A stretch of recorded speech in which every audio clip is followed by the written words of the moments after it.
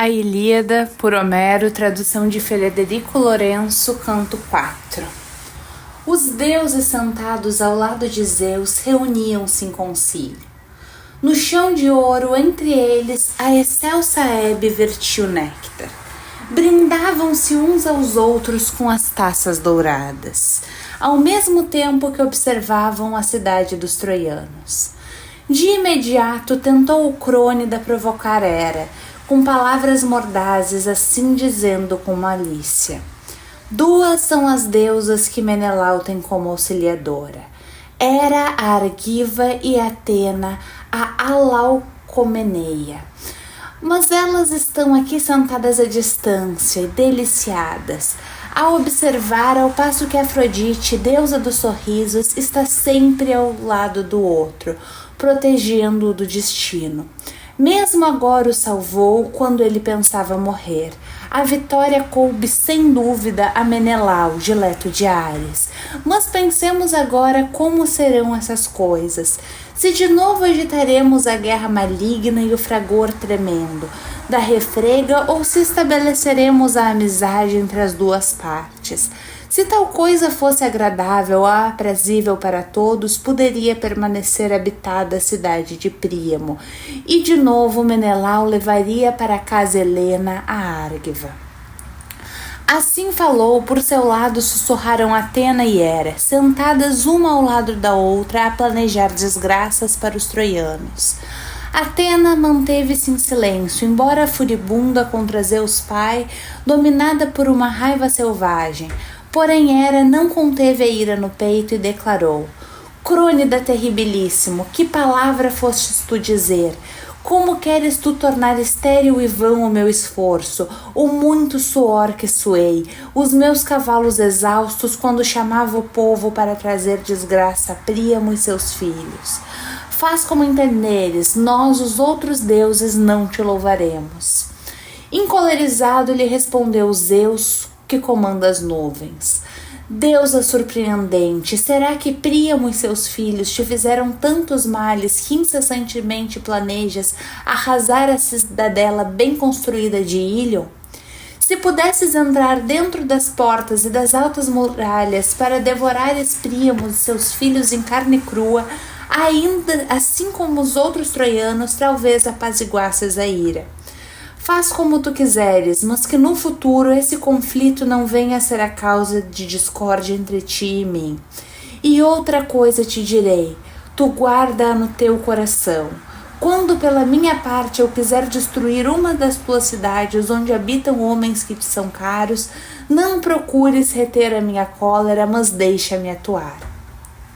Também eu te presenteei de bom grado, mau grado meu coração, pois de todas as cidades sob o sol e cheio de astros, habitadas por homens que a face da terra tem em sua morada, dessas a que tem mais honra no meu coração é a sacra Ílion. Assim como Príamo e o povo de Príamo da lança de Freixo, nunca o meu altar teve tanta falta de festim compartilhado da libação ou do cheiro e da gordura queimada à honra que nos coube. A ele deu resposta Hera, rainha com olhos de plácida toura. Na verdade são 3 as cidades que me são mais queridas: Argos, Esparta e Micenas, de amplas ruas. Estas poderás destruir quando te tornarem odiosas ao teu coração. Não estou aqui em sua defesa, nem as quero enaltecer. Mesmo que esteja ressentido e recuse a sua destruição, de nada me serve o ressentimento, uma vez que és mais forte. É lícito, todavia, que o meu esforço não fique por cumprir, pois também eu sou uma deusa nascida donde tu nasceste. E como filha mais velha me gerou Crono de retorcidos conselhos, com honra dupla, não só porque sou mais velha, como porque sou chamada tua esposa, e tu rege todos os deuses imortais. Mas cedamos, pois, nesse assunto um ao outro, eu a ti e tu a mim, e todos os outros deuses imortais nos seguirão. Depressa, ordena tu agora a Atena que se dirija ao tremendo barulho da guerra dos troianos e aqueus, que se esforce para que os exultantes na glória sejam os troianos os primeiros a lesar, a revelia dos juramentos. Assim falou e não lhe desobedeceu o pai dos homens e dos deuses. Logo dirigiu a Atenas palavras aladas. Vai depressa para o meio do exército dos troianos e dos aqueus, e esforça-te para que os aqueus exultantes na glória sejam os troianos os primeiros a lesar, a revelia dos juramentos. Assim dizendo, incitou Atena, já desejosa de partir. Ela lançou-se veloz dos píncaros do Olimpo. Tal como o astro enviado pelo Crônida de retorcidos conselhos, como por vento a marinheiros ou ao vasto exército de povos, estrela brilhante de que se projetam abundantes centelhas. Assim se lançou em direção à terra Palas Atena, aterrando no meio deles com um salto, e o espanto dominou quem olhava. Troianos domadores de cavalos e aqueus de belas quinêmides, e assim diziam deles, olhando de soslaio para o outro.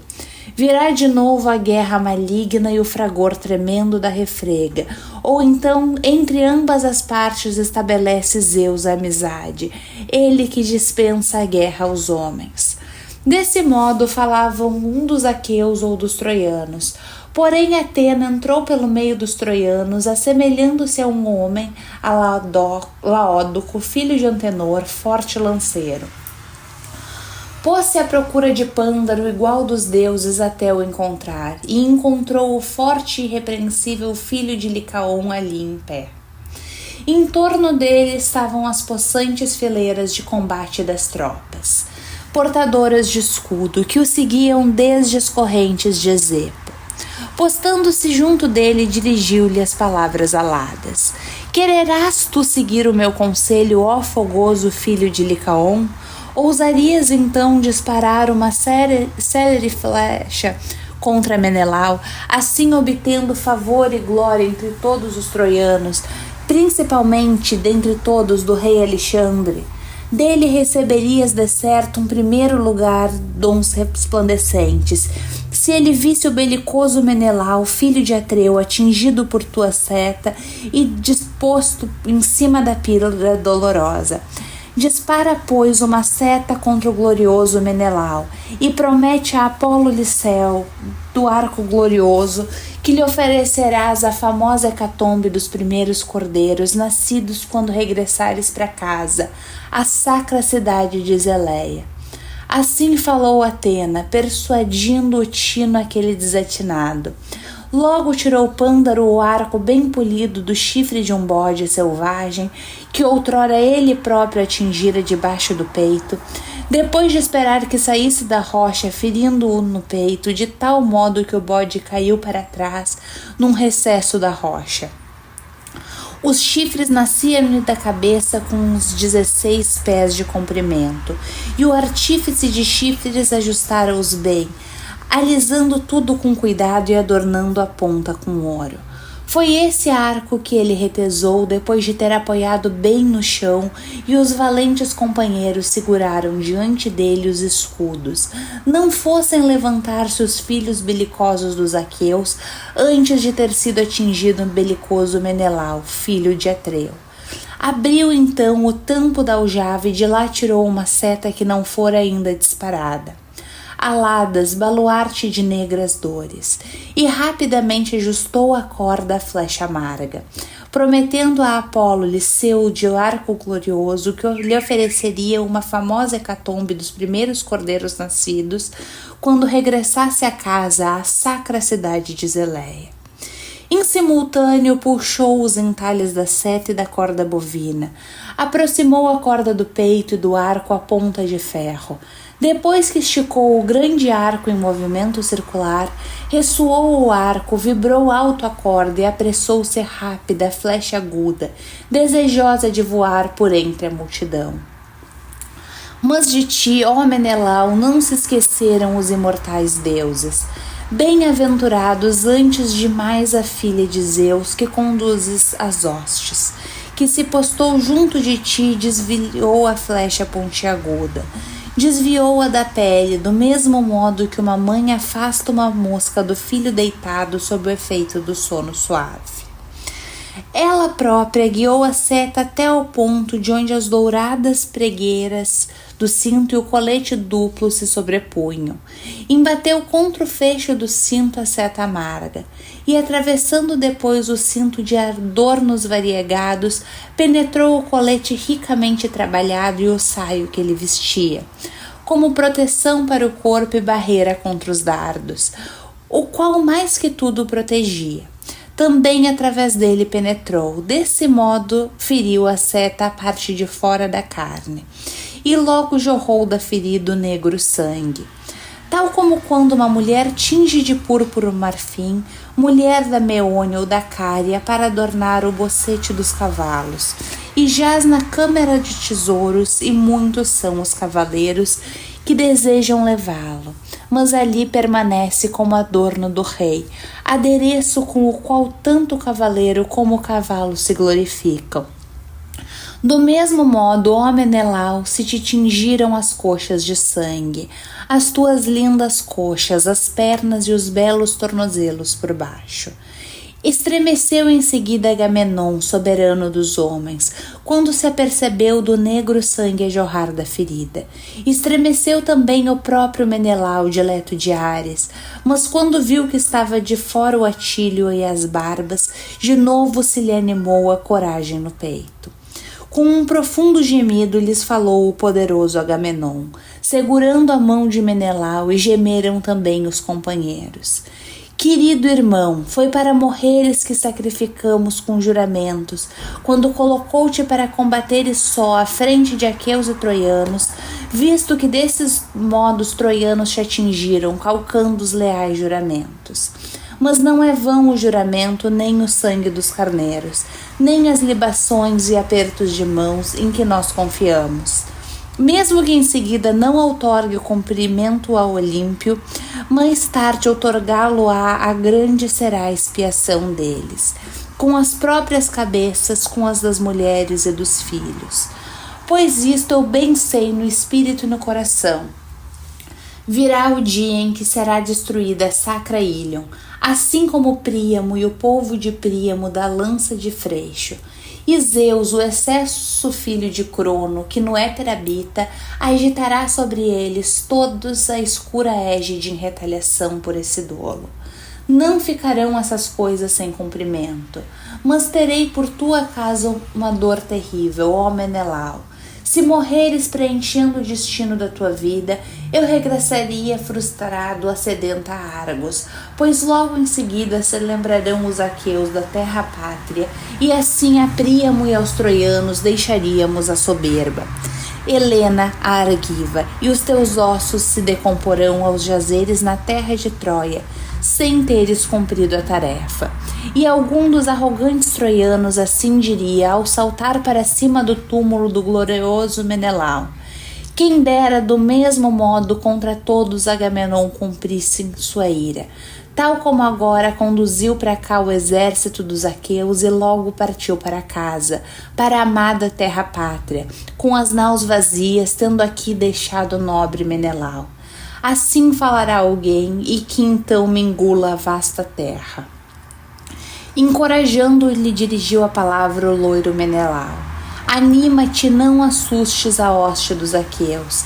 Não foi mortal a ferida da aguda seta, mas protegeu-me o cinto faiscante debaixo dele, o cinturão e o saio, fabricado por homens que trabalham o bronze.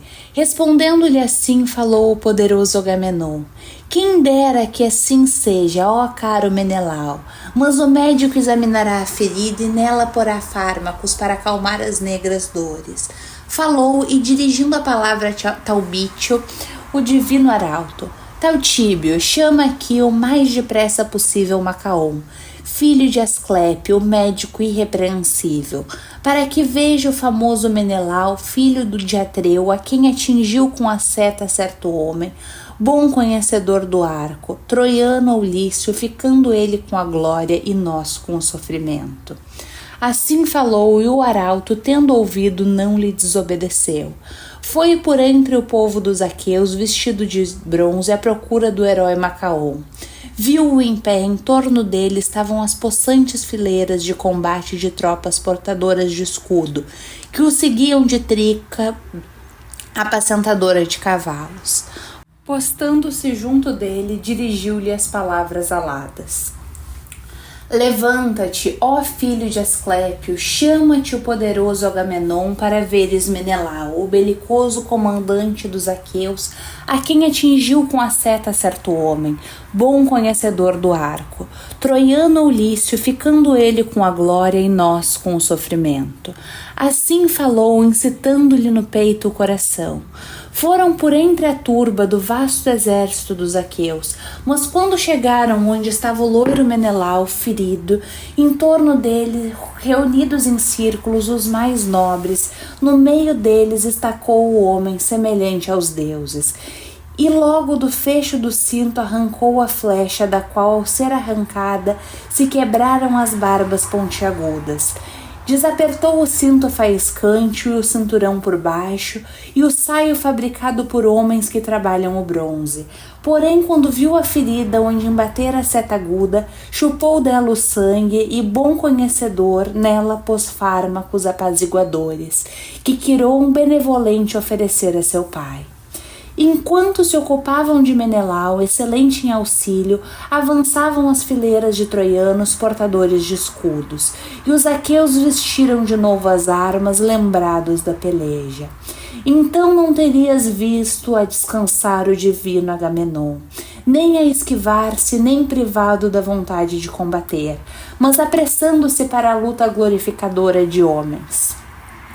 Deixou os cavalos e o carro com variegados adornos de bronze, e à distância os cavalos arfantes retinha seu escudeiro, Eurimedonte, filho de Pireu, filho de Ptolomeu, a quem ordenou que os mantivesse por perto, para quando o cansaço lhe tomasse os membros, ao dar as ordens às tropas.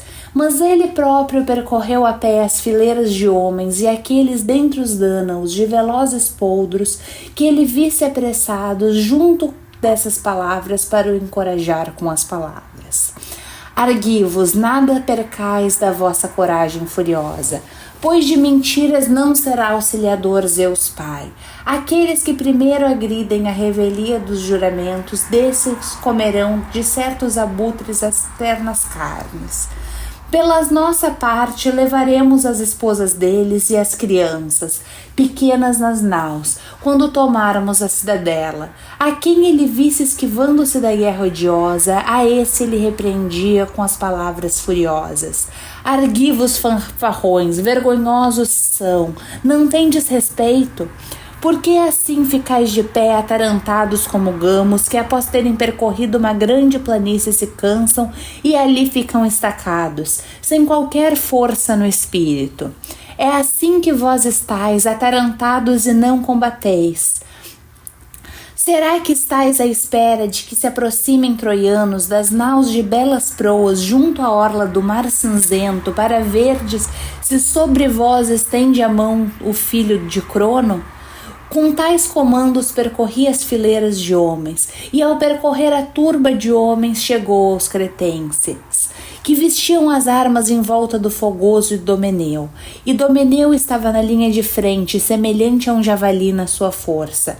Meriones incitava as falanges da retaguarda.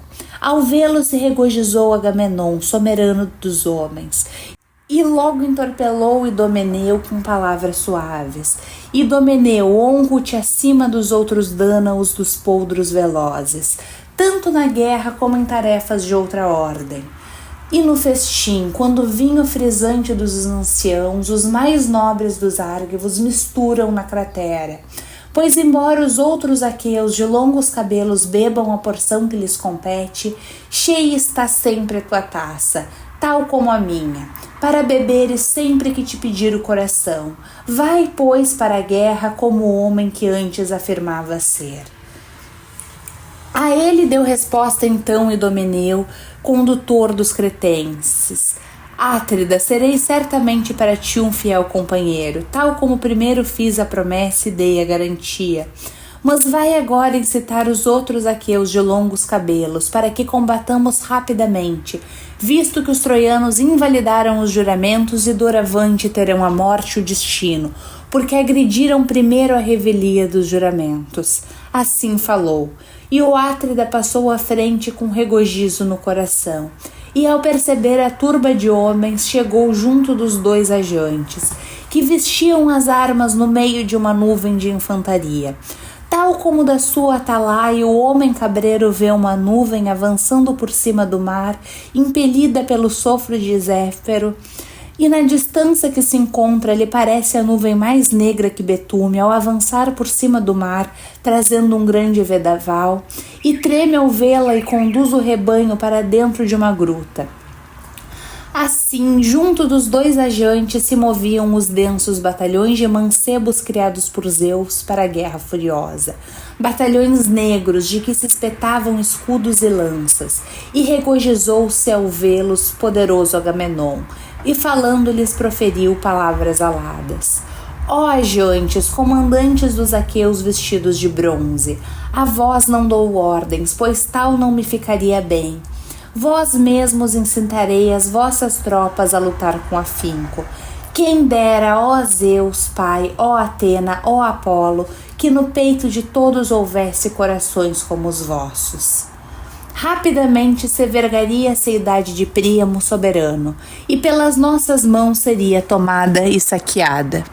Assim dizendo, deixou-os ali e foi ter com os outros. Em seguida encontrou Nestor, o olímpido orador de Pilos, dispondo seus companheiros, incitando-os a combater em torno do possante Pélagon de Alastor de Crone, do poderoso Hemon e de Biante, pastor do povo. Dispôs primeiro os cavaleiros com seus cavalos e carros. Por trás colocou muita e valente infantaria, que seria o baluarte da guerra. No meio colocou os covardes, para que tivessem de combater à força a sua revelia. Estava a dar as ordens aos cavaleiros para controlarem os cavalos, em vez de os atirarem para o meio do tumulto. Que confiante na destreza de cavaleiro e na coragem, nenhum de vós pretenda combater os troianos isolado, à frente dos outros, e que também não arrepie caminho, pois sereis desse modo mais vulneráveis. Mas aquele que consiga com o seu carro aproximar-se do carro do inimigo, que esse atire a lança, pois assim será muito melhor. Foi dessa maneira que os antigos destruíam cidades e muralhas, tendo no peito esse espírito, esse coração. Assim os incitava o ancião, conhecedor de guerras antigas. Ao vê-lo se regozijou o poderoso Agamenon, e falando dirigiu-lhe palavras aladas. Ancião, prouvera que, à semelhança do coração no teu peito, também os teus membros te obedecessem e fosse firme a tua força. Mas a velhice chega a todos, te oprime. Quem dera que outro tivesse a tua idade e que tu próprio fosse um dos mancebos. A ele deu resposta Nestor de Gerênia, o cavaleiro. Átrida, muito quereria eu ser aquele que fui quando matei o divino Eureutalion. Mas não é de uma vez que os homens e os deuses dão todas as coisas. Nessa altura era eu um mancebo, agora sobreveio a velhice, mas permanecerei entre os cavaleiros, dar-lhe-ei coragem. E com minhas decisões e palavras, é esse o privilégio dos anciãos. Combaterão com lanças os jovens lanceiros mais novos que eu e por isso mais confiantes na sua força. Assim falou e o Átrida passou à frente com regozijo no coração. Encontrou em pé Menesteu, condutor de cavalos, filho de Peteu. Em seu redor estavam os atenienses, peritos no grito de guerra, e perto estava também Ulisses de mil ardis, e junto dele estavam as fileiras dos cefalênios, a quem não faltava força, estacadas, pois a hoste não tinha ouvido grito de guerra, pois só recentemente tinham sido postas em movimento as falanges de troianos, domadores de cavalos e aqueus. Estavam por isso à espera do momento que outro batalhão dos aqueus avançasse contra os troianos, para assim dar início à guerra. Quando os viu, repreendeu-os Agamenon, soberano dos homens, e falando-lhes proferiu as palavras aladas. Ó filho de Peteu, criado por Zeus, e tu, Pirito, em doulos malignos, zeloso do teu proveito, por que razão ficais assim para trás, à espera dos outros? Ficava-vos melhor se vos colocasseis entre os primeiros e assim enfrentasseis as labaredas da guerra, pois sois os primeiros a ouvir o meu chamamento. Quando nós, aqueus, preparamos um banquete para os anciãos, aí vos comprazeis a comer carne assada e a beber taças de vinhos doce como mel, tanto quanto quereis. Mas agora gostareis de ver 10 batalhões dos aqueus a combater à vossa frente com o bronze impiedoso. Fitando-o com um sobrolho carregado, respondeu o astucioso Ulisses: Átrida, que palavra passou além da barreira dos teus dentes? Como pode dizer que rejeitamos a guerra quando nós aqueus levamos a guerra afiada contra os troianos domadores de cavalos? Verás, se assim quiseres, que por tal sentires algum interesse, o amado pai de Telêmaco, no meio dos combatentes direiteiros, dos troianos domadores de cavalos, proferisses palavras de vento. Com um sorriso lhe deu resposta o poderoso Agamenon, quando o viu encolerizado e retirou aquilo que dissera. Filho de Laertes, criado por Zeus, Ulisses de mil ardis, não te repreendo em demasia, nem te dou ordens, pois sei que o coração no teu peito é conhecedor dos pensamentos benévolos, tu pensas como eu, mas o desagravo virá no futuro se alguma palavra maldosa foi proferida, que de tudo isso os deuses não aproveitem nada. Assim dizendo, deixou-o ali e foi em encontro dos outros. Encontrou o filho de Tideu, Diomedes, de altivo coração, em pé junto aos cavalos e aos carros bem articulados. Junto dele estava Estenelo, filho de Campaneu. Quando o viu, repreendeu o Agamenon, soberano dos homens, e falando-lhe proferiu palavras aladas. Ah, filho do fogoso Tideu, domador de cavalos, por que hesitas? Por que olha para as alas da guerra? Desse modo, não tinha Tideu o costume de ficar para trás, mas combatia os inimigos muito à frente dos companheiros. Segundo diz quem viu esforçando-se na guerra, pela minha parte, nunca o conheci nem vi, mas dizem que ele era superior aos outros. Uma vez veio até Micenas, mas não com intento belicoso, como hóspede do divino Polinices, para juntar um exército. Nesse tempo levavam a guerra contra as sagradas muralhas de Tebas. Muitos suplicavam eles para que lhes concedessem famosos aliados, e os micênios queriam atendê-los e assentiam quando pediam. Mas Zeus desviou as decisões, mostrando portentos desfavoráveis. Depois que partiam e estavam já a caminho, chegaram ao Ásopo, de fundos juncais, reclinado na relva. Foi aí que os aqueus mandaram Tideu numa missão. E ele foi, encontrado muito dos filhos de Cadmo, banqueteando-se na casa da força de Eteocles. Então, embora estrangeiro, não teve receio o cavaleiro Tideu, apesar de só no meio de tantos filhos de Cadmo. Desafiou-os para as contendas atléticas e tudo ele ganhou facilmente, pois quem o ajudava era a deusa Atena. Mas encolerizam-se os filhos de Cadmo, chicoteadores de cavalos. Quando ele regressava, armaram uma forte cilada de 50 mancebos. 2 desses comandavam, Meon, filho de Hemon, igual dos deuses imortais, e o filho de Autófono, o guerreiro Polifontes. Mas Tideu fez desabar sobre eles um destino vergonhoso, e matou-os a todos, só a um deixou que regressasse a casa. Mandou embora Meon, obedecendo aos portentos dos deuses. Tal era Tideu de Etólia, mas o filho que gerou é pior que ele na guerra, embora seja melhor na conversa. Assim falou, mas nada lhe respondeu o possante Diomedes, por respeito para com a reprimenda do rei venerando, mas deu-lhe resposta o filho do glorioso Capaneu. Átrida, não profiras mentiras quando não sabes dizer a verdade. Nós declaramo-nos de longe melhores que os nossos pais. Conquistamos a sede da Heptápila Tebas, quando ambos juntamos uma hoste menor sob uma muralha mais forte. Tendo acreditado nos portentos divinos e na ajuda de Zeus, por seu lado, pereceram eles devido à sua própria loucura. Por isso, não coloque nossos pais em honra igual a nossa. Fitando-o com o sobrolho carregado, respondeu o forte Diomedes: Amigo, fique em silêncio e obedece às minhas palavras. Não considero vergonhoso que Agamenon, pastor do povo, incite a combater os aqueus de belas Quinêmides. Dele será a glória na eventualidade de os aqueus chacinarem os troianos e tomarem a sacra Ílion, e sobre ele se abaterá o sofrimento se forem os aqueus chacinados. Que agora tu e eu nos concentremos na coragem feroz. E assim falando, saltou armado do carro para o chão, e terrivelmente ressoou o bronze sobre o peito do soberano que avançava. O medo até teria dominado quem era corajoso.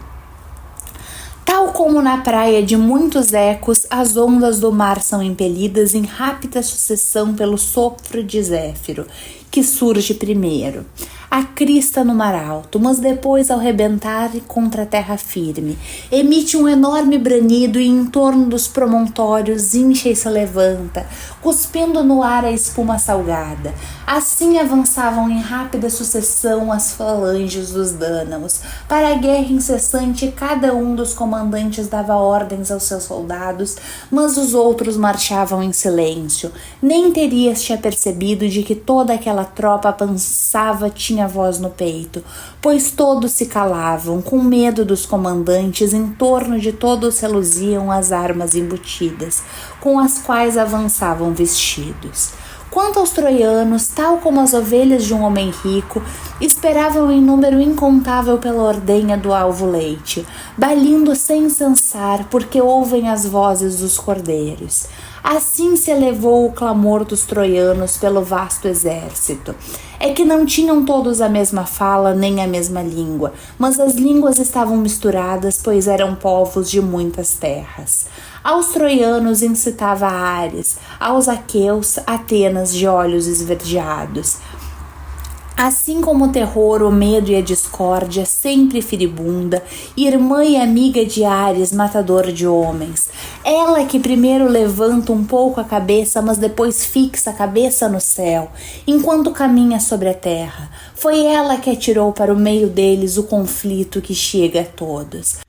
Ao percorrer toda a turba, assim aumentando os gemidos dos homens, quando chegaram ao mesmo local para se enfrentarem uns aos outros, brandiram todos juntos os escudos e as lanças e a fúria de homens de bronze as couraças, e os escudos cravados de adornos, embateram uns contra os outros e surgiu um estrépito tremendo. Então se ouviu o gemido e o grito triunfal dos homens que matavam e eram mortos. A terra ficou alagada de sangue. Tal como os rios invernosos se precipitam das montanhas, atirando juntos o enorme caudal para a embocadura de 2 valetes, e da poderosas nascentes vem lançar as águas num oco desfiladeiro. E lá longe, nas montanhas, o pastor chega a ouvir-lhes o estrondo. Assim era o eco e o terror dos que embatiam uns contra os outros. Foi Antíloco o primeiro a matar um homem armado dos troianos, um valente que combatia na primeira linha. Equepolo, filho de Talísio, primeiro desferiu-lhe um golpe no elmo com crinas de cavalo e pela testa dentro lhe empurrou a lança além do osso. Foi a ponta de bronze e a escuridão cobriu-lhe os olhos. Tombou em combate mortal como se desmorona uma muralha. Ao cair, agarrou pelos pés o poderoso Elefenor, filho de Calcodonte, magnânimo combatente dos Abantes. procurando arrastá-lo para longe dos projéteis para depressa o despir das armas.